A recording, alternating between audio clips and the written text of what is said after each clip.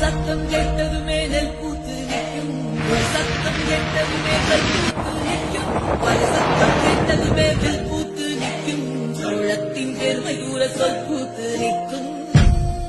தண்ணி வந்திருக்கிறார் காவிரியால் நீர்மடிக்கு அம்பரமாய் அணையெடுத்தான். நீர் சத்தம் கேட்டதுமே நெல் பூத்து நிற்கும். ஒரு சத்தம் கேட்டதுமே கல் பூத்து நிற்கும். பல சத்தம் கேட்டதுமே வில் பூத்து நிற்கும். சோழத்தின் பெருமை கூற சொல் பூத்து நிற்கும்.